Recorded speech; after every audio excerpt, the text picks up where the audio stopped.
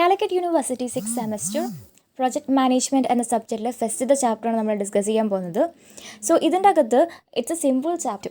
Okay, so നമുക്ക് meaning and ഡെഫിനേഷനിലേക്ക് കടക്കാം. So first definition പറയുന്നത് project is known as an investment carried out as per plan to achieve a definite objective within a prefixed time frame. Okay, so ഇതിൻ്റെ അകത്ത് പറയുന്നത് എന്താ വെച്ചിട്ടുണ്ടെങ്കിൽ ഇതൊരു investment ആണ്. Okay, which is carried out as per plan, ഒരു plan അനുസരിച്ച് ചെയ്യുന്ന ഒരു ഇൻവെസ്റ്റ്മെൻ്റ് ആണ്. ഓക്കെ, എന്തിനു വേണ്ടിയിട്ട്? ടു അച്ചീവ് ഒബ്ജക്റ്റീവ്സ് അച്ചീവ് ചെയ്യാൻ വേണ്ടിയിട്ട്. പക്ഷേ വേറൊരു ഇമ്പോർട്ടൻറ്റ് കാര്യം ഉണ്ട്, എന്താ? വിത്തിൻ എ സ്പെസിഫിക് ടൈം, ഒരു നിശ്ചിത ലൈക്ക് വിത്തിൻ എ പ്രീഫിക്സ്ഡ് ടൈം, മുൻപേ നിശ്ചയിച്ച ഒരു ടൈമിനുള്ളിൽ ഇത് ചെയ്തു തീർക്കണം. Okay, so project is an investment which is carried out as per plan to achieve a definite objective within a prefixed time. Okay, so ഒരു മുൻപേ തീരുമാനിച്ച ടൈമിൻ്റെ അകത്ത്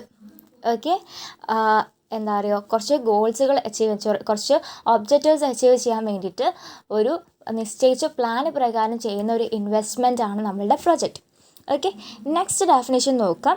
ഒരു ഗ്രഹാം പറഞ്ഞിട്ടൊരാളുടെ ഡെഫിനേഷനാണ്, പക്ഷേ ആളുടെ പേര് നിങ്ങൾ മെൻഷൻ ചെയ്യണം. പേര് നിങ്ങൾ മെൻഷൻ ചെയ്തിട്ടുണ്ടെങ്കിൽ ആ ഡെഫിനേഷൻ നിങ്ങൾ അങ്ങനെ തന്നെ എഴുതി വെക്കേണ്ടി വരും. ഒരു എസ്സോ ആറോ ഒഴിവാക്കാതെ അങ്ങനെ തന്നെ എഴുതി വെക്കേണ്ടി വരും. ഓക്കെ, നമ്മൾ പേര് മെൻഷൻ ചെയ്യുകയാണെങ്കിൽ പേര് മെൻഷൻ ചെയ്ത് നമുക്ക് ഇഷ്ടമുള്ള പോലെ എഴുതി വെച്ചിട്ടുണ്ടെങ്കിൽ നമുക്ക് അതിന് മാർക്ക് തരില്ല. സോ റിസ്ക് എടുക്കേണ്ട. നിങ്ങൾക്ക് അങ്ങനെ എഴുതാൻ പറ്റുമെങ്കിൽ കോൺഫിഡൻസ് ഉണ്ടെങ്കിൽ നിങ്ങൾ എഴുതിക്കോളൂ. ഓക്കെ, അല്ലാത്തവർ ജസ്റ്റ് പേര് മെൻഷൻ ചെയ്യേണ്ട. അങ്ങനെയാണെങ്കിൽ നിങ്ങൾക്ക് ആ ഒരു ഡെഫിനേഷൻ നിങ്ങളുടെ വേർഡ്സിൽ എഴുതി വെച്ചാൽ മതി. പെട്ടെന്ന് ആ ഒരു ബൈ ഹാർട്ടായിട്ട് കിട്ടിയില്ലെങ്കിൽ നിങ്ങൾക്ക് നിങ്ങളുടെ വേർഡ്സിൽ എഴുതി വെക്കാം.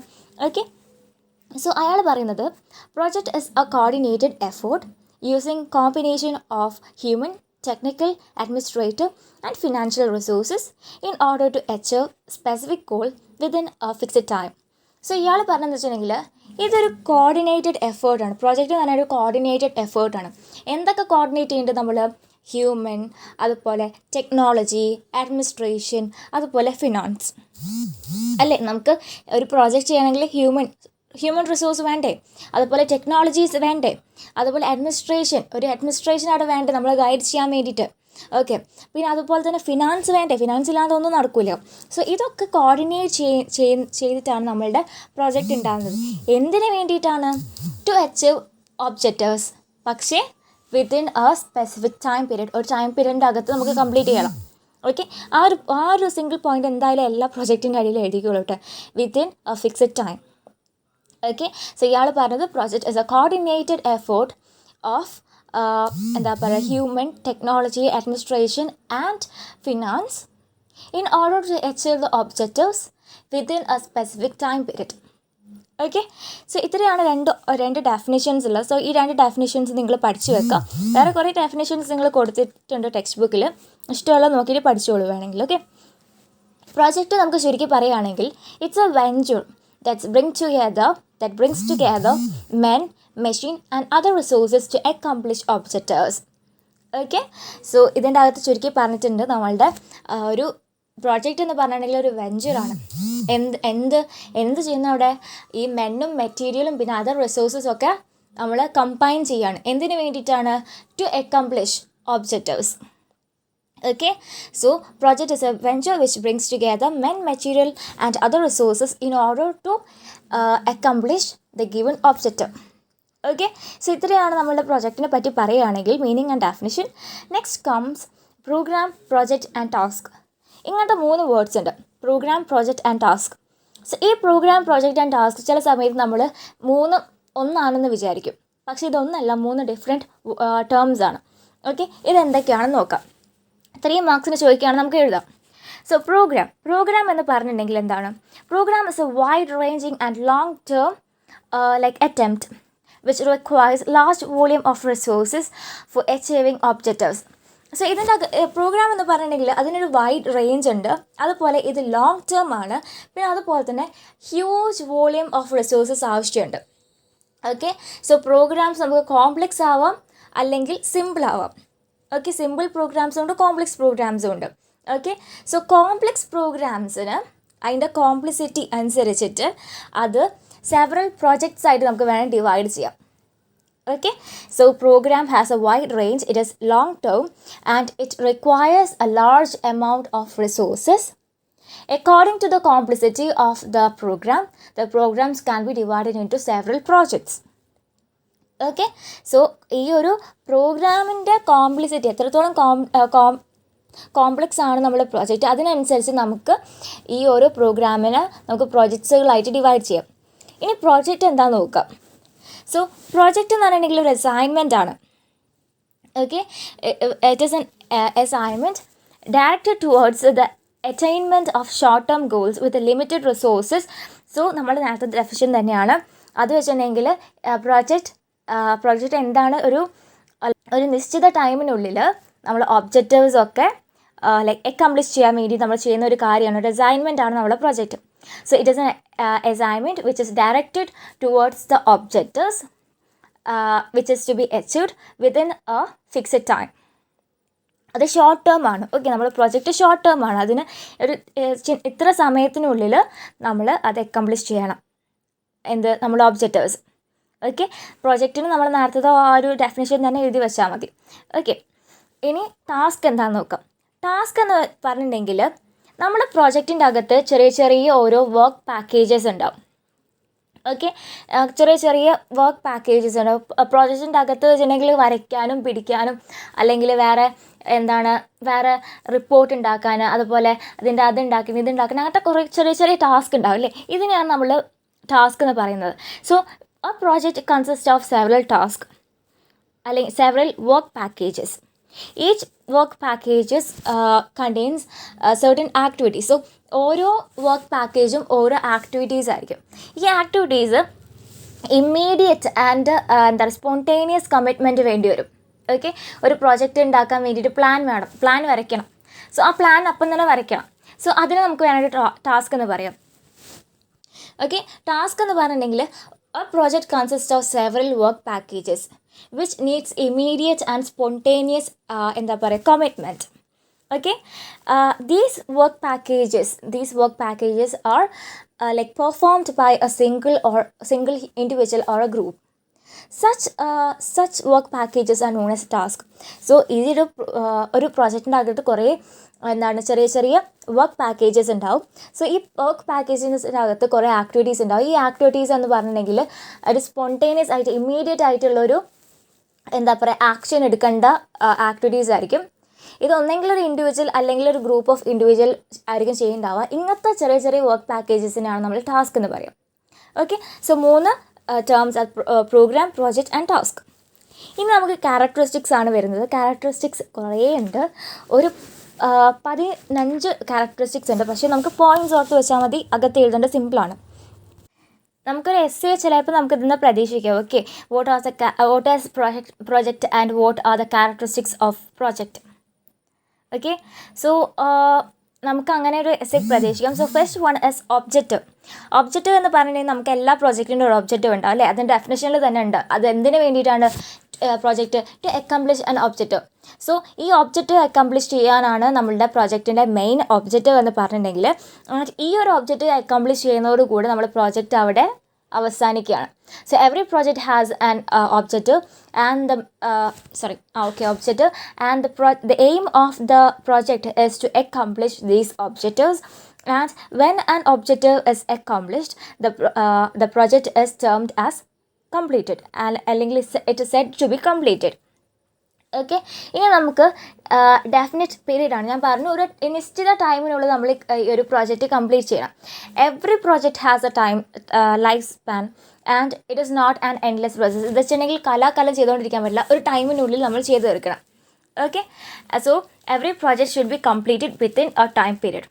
Okay, complex activities. സോ ഇത് പ്രോജക്റ്റിൻ്റെ അകത്ത് കുറേ കോംപ്ലക്സ് ആക്ടിവിറ്റീസ് ഉണ്ട് അല്ലേ.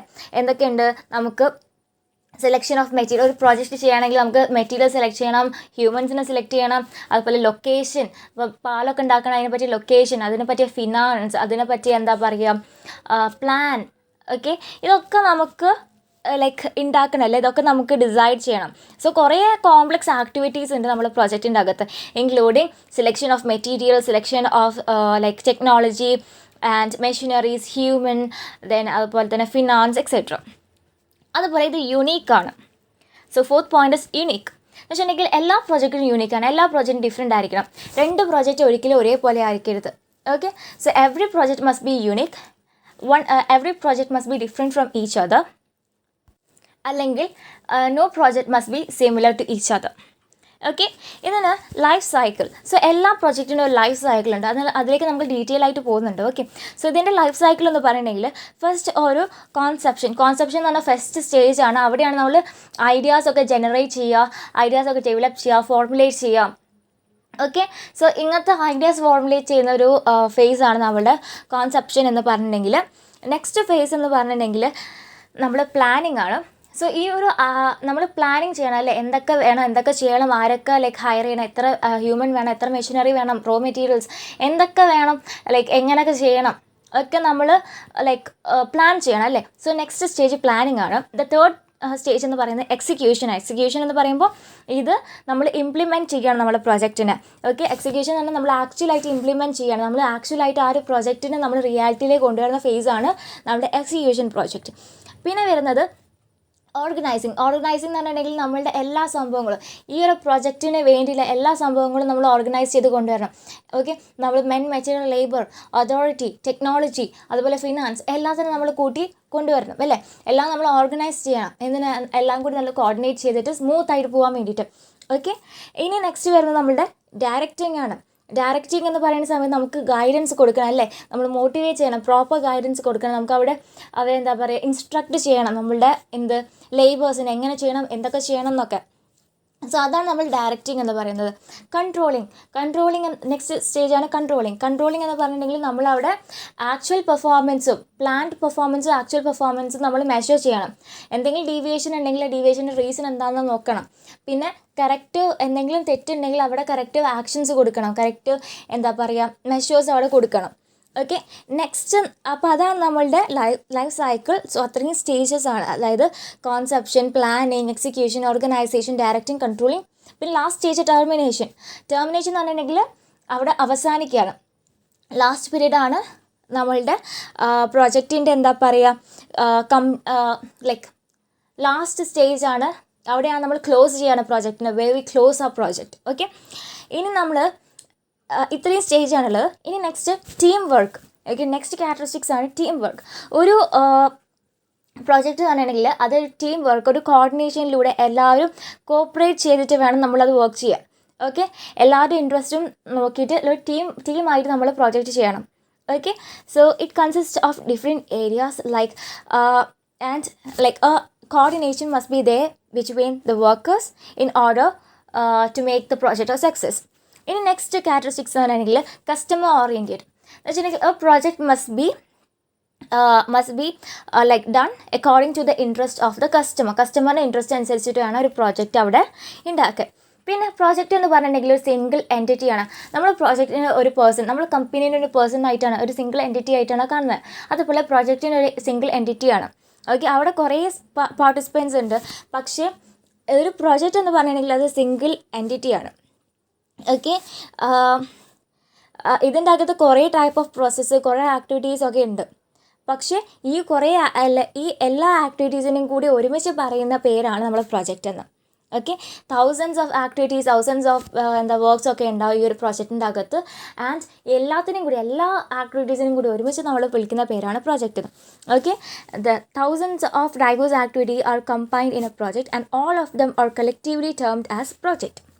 ഓക്കെ, നെക്സ്റ്റ് ഒപ്റ്റിമാലിറ്റി എന്ന് പറഞ്ഞിട്ടുണ്ടെങ്കിൽ ഒരു പ്രോജക്റ്റിൻ്റെ അകത്ത് കുറേ റിസോഴ്സസിൻ്റെ ആവശ്യമുണ്ട് അല്ലേ, കുറേ സ്കെയർ റിസോഴ്സിൻ്റെ ആവശ്യമുണ്ട്. സോ നമ്മൾ ഈ റിസോഴ്സസിനൊക്കെ optimum utilization is necessary. Okay, optimum ആയിട്ട് നമ്മൾ ഈ റിസോഴ്സസിനൊക്കെ യൂട്ടിലൈസ് ചെയ്യണം. അതാണ് നമ്മൾ ഒപ്റ്റിമാലിറ്റിയിൽ പറയുന്നത്. Since resources available R limited and they have cost, every project aims at optimal utilization of resources. Okay, നമ്മൾ ഒപ്റ്റിമമായിട്ട് യൂസ് ചെയ്യണം. അതുതന്നെ ഒപ്റ്റിമാലിറ്റിയിൽ തന്നെ ഉണ്ട്, ഒപ്റ്റിമം യൂസ് ഓഫ് റിസോഴ്സസ്. പിന്നെ കൺട്രോൾ മെക്കാനിസം എന്ന് വെച്ചിട്ടുണ്ടെങ്കിൽ നമ്മുടെ പ്രൊജക്റ്റ് വെച്ചിട്ടുണ്ടെങ്കിൽ ഇതിൻ്റെ അകത്ത് നമ്മൾ ടൈം, അതുപോലെ കോസ്റ്റ്, ഇതൊക്കെ പ്രീ ഡിറ്റർമൈൻഡ് ആയിരിക്കും. നമ്മൾ പ്രോജക്റ്റിന് ഇത്ര കോസ്റ്റ്, ഇത്ര ബഡ്ജറ്റിൻ്റെ ഉള്ളിൽ നിങ്ങൾ ഉണ്ടാക്കണം ആൻഡ് ഇത്ര ടൈം നിങ്ങൾക്ക് തരും. ഇതൊക്കെ നമ്മൾ ആദ്യം മുൻകൂട്ടി തന്നിരിക്കണം. ആൻഡ് ഇതൊക്കെ കൺട്രോൾ ചെയ്തിട്ട് വേണം നമ്മൾ ഈ പ്രൊജക്റ്റ് ചെയ്യാൻ. നമ്മൾ ഓവറായിട്ട് കോസ്റ്റ് അങ്ങോട്ട് കൂട്ടാൻ പാടില്ല. കാരണം ഇത്ര നമുക്ക് ബഡ്ജറ്റ് ഉണ്ടാവുള്ളൂ, അതിനനുസരിച്ച് നമ്മൾ ചെയ്യണം. സോ കോസ്റ്റ് കൺട്രോൾ അതുപോലെ ടൈം കൺട്രോൾ ഒക്കെ വേണം നമ്മൾ പ്രൊജക്റ്റിന്. So that is control mechanism. So this time and like money അല്ലെങ്കിൽ finance is limited, so we must have a control on time and cost. പിന്നെ റാഷണൽ ചോയ്സ് എന്ന് പറഞ്ഞിട്ടുണ്ടെങ്കിൽ നമുക്ക് കുറേ ചോയ്സ് ഉണ്ടാവും അല്ലേ, കുറേ ടൈപ്പ് ഓഫ് പ്രോജക്ട്സ് ഉണ്ടാവും. അത് നമുക്ക് ചിന്തിച്ചിട്ട് വേണം നമ്മൾ ലൈക്ക് ഒരു പ്രോജക്റ്റ് ചൂസ് ചെയ്യാൻ വേണ്ടിയിട്ട്. ഒരു ഓൺടർപ്രണർ അല്ലെങ്കിൽ ഒരാൾ ലൈക്ക് ഒരു എന്താണ് ഇൻവെസ്റ്റർ ഒരു ഇൻവെസ്റ്റ്മെൻറ്റിലേക്ക് കടക്കുകയാണെങ്കിൽ കുറേ ചോയ്സ് ഉണ്ടാകും. ആൻഡ് ആ ചോയ്സിൻ്റെ അകത്ത് best must be selected. Okay, the best outcome കിട്ടുന്ന കാര്യമായിരിക്കണം ഈ ഒരു ഓൺടർപ്രണർ സെലക്ട് ചെയ്യുന്നത്. That is the rational choice. Okay, so all the available investment opportunities are taken into consideration, and the final selection is made after in-depth study and various alternatives. So കുറേ choices ഉണ്ടാവും അയാളുടെ മുന്നിൽ. So ഇത് കുറേ സ്റ്റഡിക്ക് നടത്തി കുറേ ആലോചിച്ചിട്ട് വേണം അതിൻ്റെ അകത്ത് ബെസ്റ്റ് ചൂസ് ചെയ്തെടുക്കാൻ. Okay, now comes sub contracting എന്ന് പറഞ്ഞിട്ടുണ്ടെങ്കിൽ നമുക്കൊരു എന്തെങ്കിലും ഒരു പ്രോജക്റ്റ് ചെയ്യണമെങ്കിൽ അതിൻ്റെ അകത്ത് സബ് കോൺട്രാക്ടറായിട്ട് കുറച്ച് ആൾക്കാരെ വേണമല്ലേ, ഒറ്റയ്ക്ക് അത് ചെയ്യാൻ പറ്റുന്നുണ്ടാവില്ല. സോ സബ് കോൺട്രാക്ടറായിട്ട് കുറച്ച് ആൾക്കാർ വേണം. അതിപ്പോൾ ഭയങ്കര ഒരു ഹൈ റിസ്ക് ഉള്ള അല്ലെങ്കിൽ ഹൈ കോംപ്ലക്സ് ആയിട്ടുള്ളൊരു പ്രൊജക്റ്റ് ആണെങ്കിൽ കുറേ സബ് കോൺട്രാക്ടേഴ്സിന് വേണം. ചെറിയ ഒരു പ്രൊജക്റ്റ് ആണെങ്കിൽ അധികം സബ് കോൺട്രാക്ടേഴ്സിന് ആവശ്യമില്ല. അത്ര എഴുതി വെച്ചാൽ മതി. ഓക്കെ, ഇതിനകത്ത് പറയുന്നത് volume of sub contracting depends upon the complicity of the project. Okay, complex പ്രോജക്റ്റിന് കുറേ വേണം, കോംപ്ലക്സ് അല്ലാത്ത പ്രോജക്റ്റിന് കുറച്ച് മതി. സബ് കോൺട്രാക്ടേഴ്സ് എന്താണെന്ന് അറിയില്ല ഞങ്ങൾക്ക്.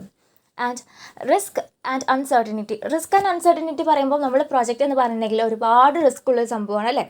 സോ റിസ്ക് ഇല്ലാത്ത പ്രോജക്റ്റ് ഉണ്ടാവില്ല. പല കാര്യങ്ങളും റിസ്കുകളും നമുക്ക് ഉണ്ടാവാൻ ചാൻസ് ഉണ്ട്. അത് നമുക്ക് ലൈക്ക് ആദ്യം മുൻകൂട്ടി അറിയാൻ പറ്റുന്ന റിസ്കുകളുണ്ടാവും, മുൻകൂട്ടി അറിയാൻ സാധിക്കാതെ പെട്ടെന്ന് വരുന്ന ഓരോ സാഹചര്യം കാരണം ഓരോ റിസ്ക് സംഭവിക്കാം അല്ലേ. So we cannot think about a project without risk, and some risk element can be foreseen. കുറച്ച് നമുക്ക് മുൻകൂട്ടി അറിയാം, while other cannot be foreseen. ചിലത് നമുക്ക് മുൻകൂട്ടി അറിയാൻ പറ്റില്ല. Then comes the changes എന്ന് പറഞ്ഞിട്ടുണ്ടെങ്കിൽ നമ്മളുടെ പ്രോജക്റ്റിൻ്റെ ലൈഫ് സ്പാൻ്റെ ഉള്ളിൽ കുറേ ചേഞ്ചസ് ഉണ്ടാവും അല്ലേ. ചില ചേഞ്ചസ് മൈനർ ആയിട്ടുള്ള ഇമ്പാക്റ്റ് ഉണ്ടാക്കുകയുള്ളൂ നമ്മുടെ ഈ ഒരു പ്രോജക്റ്റിൻ്റെ അകത്ത്. പക്ഷേ ചില ചേഞ്ചസ് വളരെയധികം നമ്മളുടെ പ്രോജക്റ്റിനെ അങ്ങോട്ട് എഫക്റ്റ് ചെയ്യും. ഓക്കെ, സോ ചില ചേഞ്ചസ് ഫോർ എക്സാമ്പിൾ നമുക്കിപ്പോൾ എന്താ പറയുക, ലേബേഴ്സ് ഫോർ എക്സാമ്പിൾ നമുക്ക് ലേബേഴ്സിനെ മാറ്റിയിട്ടുണ്ടെങ്കിൽ നമുക്ക് ആ പ്രോജക്റ്റ് ചെയ്യാൻ പറ്റും. ചെറിയൊരു വ്യത്യാസം ഉണ്ടെങ്കിലും നമുക്ക് ആ പ്രോജക്റ്റ് അങ്ങോട്ട് ചെയ്യാൻ പറ്റും. ഓക്കെ, വേറെ ചേഞ്ച് എന്താ വെച്ചിട്ടുണ്ടെങ്കിൽ നമ്മൾ ആ ഒരു കംപ്ലീറ്റ് ആ ഒരു ഗവൺമെൻറ് പോളിസി, ആ ഒരു സ്ഥലത്തുള്ള ഗവൺമെൻറ് പോളിസിയിൽ അങ്ങോട്ട് ചേഞ്ച് വന്നു. ആൻഡ് ഇങ്ങനത്തെ ഒരു പ്രോജക്റ്റ് അവിടെ ചെയ്യാൻ പറ്റില്ല. സോ ഇത്രയും വലിയൊരു പാലം നമുക്ക് ഉണ്ടാക്കാൻ പറ്റില്ല, ചെറിയ പാലമേ ഉണ്ടാക്കാൻ പറ്റുള്ളൂ. കാരണം നമ്മുടെ എൻറ്റയർ പ്രോജക്റ്റ് അവിടെ ചേഞ്ച് ആയി അല്ലേ. സോ അതാണ് പറഞ്ഞത്, changes can bring minor impact, some changes can bring major impact. പിന്നെ റെസ്പോൺസീവ് ടു എൻവയോൺമെൻറ്റ് എന്ന് പറയുമ്പോൾ projects are tuned in accordance with the existing environment. കാരണം എക്കണോമിക്കൽ അതുപോലെ ഗവൺമെൻറ് പൊളിറ്റിക്കൽ എൻവയോൺമെൻറ്റ് ഒക്കെ ഈ ഒരു പ്രൊജക്റ്റിൻ്റെ ഷേപ്പിങ്ങിനെ വളരെയധികം എഫക്റ്റ് ചെയ്യും. ഓക്കെ, സോ എക്കണോമിക് കണ്ടീഷൻ ഒരു കൺട്രീൻ്റെ അല്ലെങ്കിൽ ഒരു സ്ഥലത്തിൻ്റെ എക്കണോമിക് കണ്ടീഷൻ, അവിടുത്തെ ഗവൺമെൻറ് റൂൾസ് റെഗുലേഷൻ പോളിസീസും പിന്നെ പൊളിറ്റിക്കൽ സിറ്റുവേഷനും ഒക്കെ അതിനനുസരിച്ചിരിക്കും നമ്മുടെ project. Okay, so this government, economics, politics, etc. has a significant role in shaping various projects. അല്ലെങ്കിൽ ആ project depends upon the economic condition, government policies and political condition of that specific area. Okay, so ഇത്രയാണ് നമ്മുടെ characteristics എന്ന് പറഞ്ഞത്. Video short ആകാൻ പറഞ്ഞു, അതുകൊണ്ട് ഞാൻ മാക്സിമം സ്പീഡിൽ പറയാം. ഓക്കെ, സോ ഇത്രയും കാര്യങ്ങളായിരുന്നു. സംഭവം ഞാൻ പറഞ്ഞില്ലേ, സിമ്പിൾ സംഭവമാണ്. ജസ്റ്റ് പോയിൻറ്റ്സ് ഓർത്ത് വെക്കുക. 15 പോയിൻറ്റ്സ് പഠിക്കാൻ പറ്റുന്നില്ലെങ്കിൽ 10 ആണെങ്കിലും ഓർത്ത് വെക്കാം. So objective, definite period, complex activity, unique, life cycle, team work, customer oriented, single entity, optimality, control mechanism, rational choice, sub contracting, risk and uncertainty, change, responsive to environment. Okay, so ഇനി നമുക്കൊരു important essay വരുന്നുണ്ട്. ഈ ഒരു ചാപ്റ്ററിൻ്റെ ഭയങ്കര ഒരു വലിയൊരു സെക്ഷനാണ്. അത് നമുക്ക് ഇമ്പോർട്ടൻ്റ് ആയിട്ടുള്ള എസ്സേ ആയിട്ട് നമുക്ക് എന്തായാലും പ്രതീക്ഷിക്കാവുന്ന ഒരു എസ്സേയാണ്, അത്രത്തോളം ഉണ്ട്. സോ അത് ഞാൻ ഒറ്റ വീഡിയോ ആയിട്ട് ചെയ്യാം. ഓക്കെ, ഇനി നമുക്ക് difference between industrial projects and development projects നോക്കാം. Developmental projects. Okay, so industrial projects എന്ന് പറഞ്ഞിട്ടുണ്ടെങ്കിൽ അതിൻ്റെ സ്കോപ്പ് വളരെ ലിമിറ്റഡ് ആയിരിക്കും. ലിമിറ്റഡ് സ്കോപ്സ് ആയിരിക്കും നമ്മളുടെ ഇൻഡസ്ട്രിയൽ പ്രോജക്ട്സിന് ഉണ്ടാവാം. പക്ഷേ ഡെവലപ്മെൻറ്റൽ പ്രോജക്ട്സിനോ ഒരു വൈഡ് സ്കോപ്പ് ഉണ്ടാവും. ഇൻഡസ്ട്രിയൽ പ്രോജക്ട്സ് എന്ന് പറഞ്ഞിട്ടുണ്ടെങ്കിൽ നമ്മളുടെ ഒരു മിക്കവാറും ഒരു പ്രൈവറ്റ് ആയിട്ട് നടത്തുന്നതായിരിക്കും. പക്ഷേ ഡെവലപ്മെൻറ്റൽ പ്രോജക്റ്റ് എന്ന് പറഞ്ഞിട്ടുണ്ടെങ്കിൽ മിക്കവാറും ഗവൺമെൻറ് ആയിരിക്കും നടത്തുന്നുണ്ടാവുക. ഓക്കെ, അതൊരു എന്താ പറയുക, ഒരു നേഷൻ്റെ ഡെവലപ്മെൻറ്റിന് വേണ്ടിയിട്ടൊക്കെ ചെയ്യുന്ന ഒരു വലിയൊരു പ്രൊജക്റ്റ് ആയിരിക്കും. ഓക്കെ, ഇൻഡസ്ട്രിയൽ പ്രോജക്റ്റ് എന്ന് പറഞ്ഞിട്ടുണ്ടെങ്കിൽ അവരുടെ നേട്ടത്തിന് വേണ്ടിയിട്ട് അവർക്ക് വേണ്ടിയിട്ട് ഒരു പേഴ്സണിന് അല്ലെങ്കിൽ കുറച്ചൊരു ഗ്രൂപ്പ് ഓഫ് പീപ്പിളിന് വേണ്ടിയിട്ടായിരിക്കും അവർ ചെയ്യുന്നുണ്ടാവുക. സോ ഇൻഡസ്ട്രിയൽ എന്ന് പറഞ്ഞിട്ടുണ്ടെങ്കിൽ ഒരു ലിമിറ്റഡ് സ്കോപ്പ് ആയിരിക്കും. പക്ഷേ ഡെവലപ്മെൻറ്റൽ എന്ന് പറഞ്ഞിട്ടുണ്ടെങ്കിൽ വൈഡ് സ്കോപ്പ് ആയിരിക്കും. ഇൻഡസ്ട്രിയൽ എന്ന് പറഞ്ഞിട്ടുണ്ടെങ്കിൽ ഒരു ഓൺടർപ്രണർ അല്ലെങ്കിൽ ഒരു കോർപ്പറേറ്റ് ആയിരിക്കും അതിൻ്റെ പ്രൊമോട്ടേഴ്സ്. പക്ഷേ ഞാൻ പറഞ്ഞു ഡെവലപ്മെൻറ്റൽ അതിൻ്റെ അകത്തുണ്ടല്ലേ, ഡെവലപ്മെൻറ്റ് എന്ന് പറയുമ്പോൾ തന്നെ ആരാണ്, ഗവൺമെൻറ് ആയിരിക്കും ഡെവലപ്മെൻറ്റ്സ് ഒക്കെ നടത്തുക നമ്മളുടെ ഒരു കൺട്രിയിലോ നമ്മുടെ സ്റ്റേറ്റിലോ ഒക്കെ അല്ലേ. സോ ഗവൺമെൻറ് അല്ലെങ്കിൽ NGO, okay, government public sector അല്ലെങ്കിൽ NGO ഒക്കെ ആയിരിക്കും അതിൻ്റെ പ്രൊമോട്ടറായിട്ടുണ്ടാവുക. പിന്നെ ഇൻഡസ്ട്രിയൽ പ്രോജക്റ്റിന് നാഷണൽ സ്റ്റോക്ക് മാർക്കറ്റ് അല്ലെങ്കിൽ ഡൊമസ്റ്റിക് ഫിനാൻഷ്യൽ ഇൻസ്റ്റിറ്റ്യൂട്ട്സ് ഒക്കെ ആയിരിക്കും ഇതിൻ്റെ സോഴ്സ് ഓഫ് ഫണ്ട് എന്ന് പറഞ്ഞിട്ടുണ്ടെങ്കിൽ. പക്ഷേ ഡെവലപ്മെൻറ്റ് പ്രോജക്റ്റിൻ്റെ അകത്ത് ഇൻ്റർനാഷണൽ ഓർഗനൈസേഷൻ, അതായത് വേൾഡ് ബാങ്ക്, IMF അല്ലെങ്കിൽ ADB ഒക്കെ ആയിരിക്കും ഇതിൻ്റെ മെയിൻ സോഴ്സ് ഓഫ് ഫണ്ട് കൊടുക്കുന്നുണ്ടാവുക. ഓക്കെ, സിമ്പിൾ കാര്യമാണ്, നമുക്കൊന്ന് ജസ്റ്റ് ആലോചിച്ചാൽ കിട്ടും. പിന്നെ ഇൻഡസ്ട്രിയൽ പ്രോജക്റ്റ് എന്ന് പറഞ്ഞിട്ടുണ്ടെങ്കിൽ ഇതിനൊരു ലോ ഡെറ്റ് ഇക്വിറ്റി നോർം ആയിരിക്കും ഉണ്ടാവും. ഇത് കിട്ടലുണ്ടാവില്ല, അത് ജസ്റ്റ് ഇഗ്നോർ ചെയ്താലും പ്രശ്നമില്ല. ഓക്കെ, മറ്റ് ഡെവലപ്മെൻറ്റ് പ്രോജക്റ്റിന് ഒരു ഹയർ ഡെറ്റ് ഇക്വിറ്റി നോർം ആയിരിക്കും ഉണ്ടാവുക. ഓക്കെ, പിന്നെ നമ്മൾ ഇൻട്രസ്റ്റ് റേറ്റ്, നമ്മൾ ഇൻഡസ്ട്രിയൽ പ്രോജക്റ്റിൽ ഇൻട്രസ്റ്റ് റേറ്റ് എന്ന് പറഞ്ഞിട്ടുണ്ടെങ്കിൽ നമ്മൾ മാർക്കറ്റ് റേറ്റിനോട് ഈക്വൽ ആയിരിക്കും. അല്ലെങ്കിൽ നമുക്ക് പറയാം ഇൻട്രസ്റ്റ് റേറ്റ് ഇസ് ഹൈ എന്ന് പറഞ്ഞാലും കുഴപ്പമില്ല, higher than the development project എന്ന് പറഞ്ഞാൽ മതി. പക്ഷേ ഡെവലപ്മെൻറ്റ് പ്രോജക്റ്റിൽ ഇൻട്രസ്റ്റ് റേറ്റ് വെരി ലോ ആയിരിക്കും. ഓക്കെ, നമ്മൾ ബോറോ ചെയ്ത ഫണ്ടിന് ഇൻട്രസ്റ്റ് റേറ്റ് വളരെ കുറവായിരിക്കും നമ്മൾ ഡെവലപ്മെൻറ്റ് പ്രോജക്റ്റിന്. പക്ഷേ ഇൻഡസ്ട്രിയൽ പ്രോജക്റ്റിന് higher than the development projects ആയിരിക്കും. പിന്നെ ഈ ലോൺ എടുത്തിട്ടുണ്ടെങ്കിൽ അതിൻ്റെ റീപേയ്മെൻറ്റ് പീരീഡ് ഇൻഡസ്ട്രിയൽ പ്രോജക്റ്റിൻ്റെ 7 to 10 years ആണ് ഇൻഡസ്ട്രിയൽ പ്രോജക്റ്റിന്. പക്ഷേ മറ്റേത് ഗവൺമെൻറ്റിൻ്റെ ആയതുകൊണ്ട് തന്നെ അതിന് 25 years വരെ എക്സ്റ്റെൻഡ് ചെയ്യാം അതിൻ്റെ റീപേയ്മെൻറ്റ് പീരീഡ് എന്ന് പറയുന്നത്.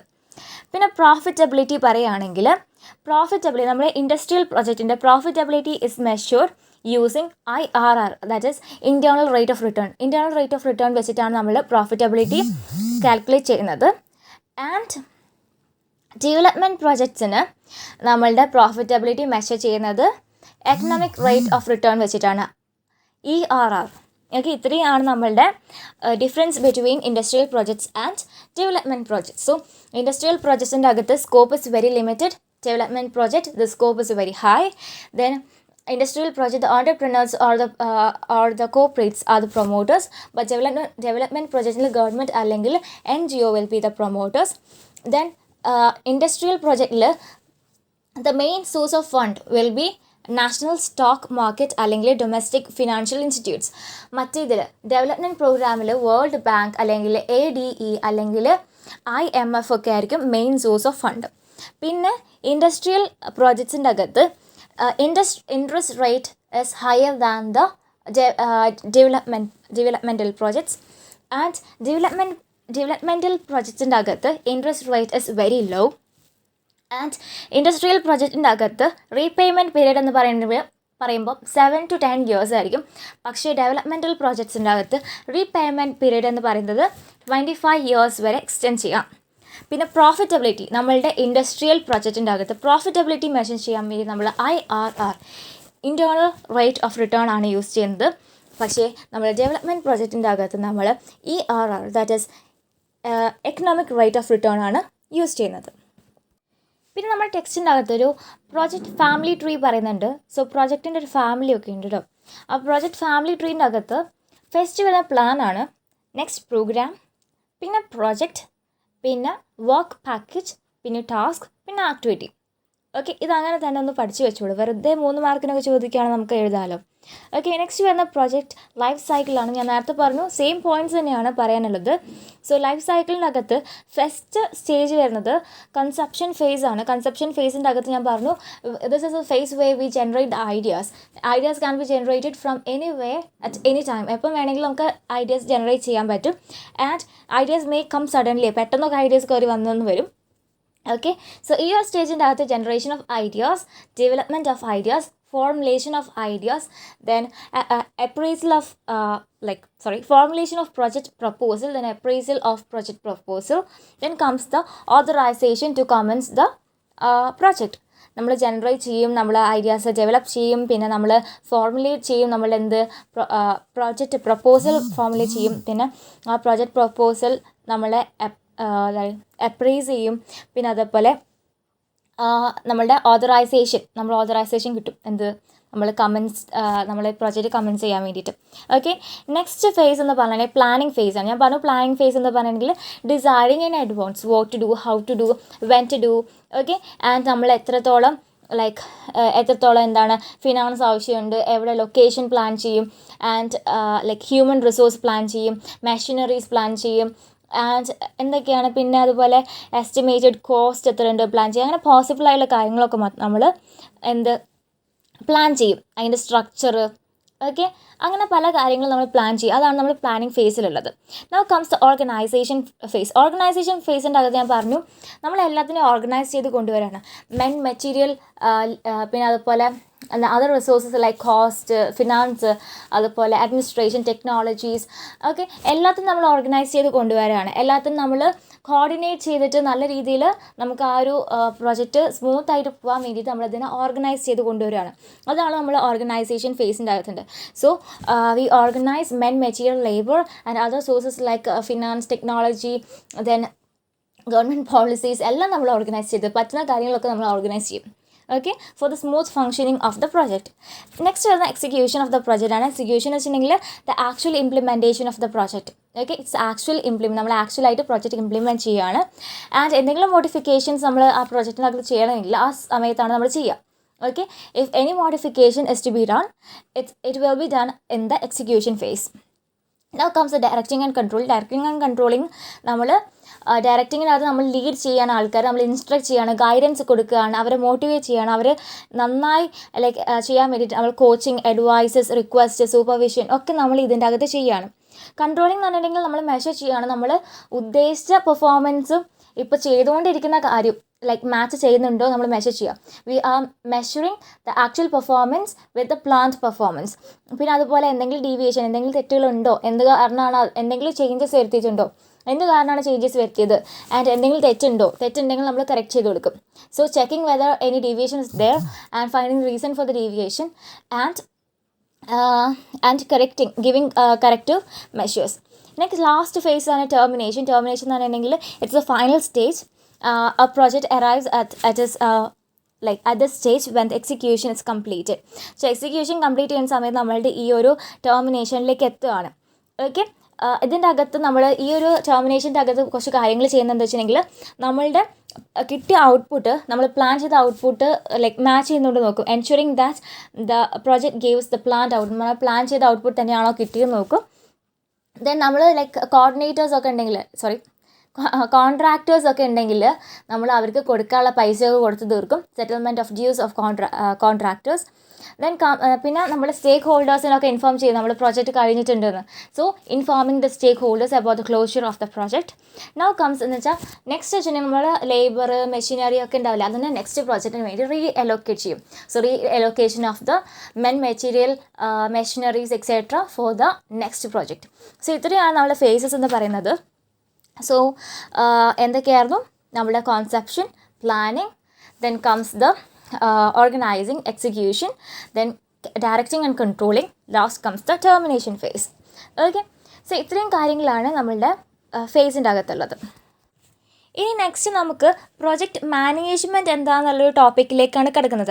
ചെറിയൊരു ടോപ്പിക്കാണ്, കുറച്ച് 2-3 ടോപ്പിക്സ് പറയാനുള്ളൂ. സോ അത് ഞാൻ നെക്സ്റ്റ് വീഡിയോയിൽ പറയാം. അതിൻ്റെ കൂട്ടത്തിൽ നമുക്ക് പറയാനുള്ളൊരു എസ്സേ പോർഷനില്ലേ, അതും കൂടെ ഞാൻ നെക്സ്റ്റ് പോർഷനിൽ പറയാം. സോ എന്തായാലും വരാൻ ചാൻസ് ഉള്ളൊരു എസ്സേ ആണ്, കുറേ ഉണ്ട്. സോ അത് വരാൻ ചാൻസ് ഉണ്ട്. സോ ഈ ഒരു വീഡിയോ ഇഷ്ടപ്പെട്ടാൽ please do like, share and comment. എന്തായാലും ചെയ്യാം. ആൻഡ് ഇതിൻ്റെ PDF എന്തെങ്കിലും വേണമെങ്കിൽ ജസ്റ്റ് എൻ്റെ ടെലിഗ്രാം ഗ്രൂപ്പ് ജോയിൻ ചെയ്യാം. ആൻഡ് അതിനകത്ത് ഞാൻ അപ്ലോഡ് ചെയ്യുന്നതായിരിക്കും. Okay, so thank you for watching.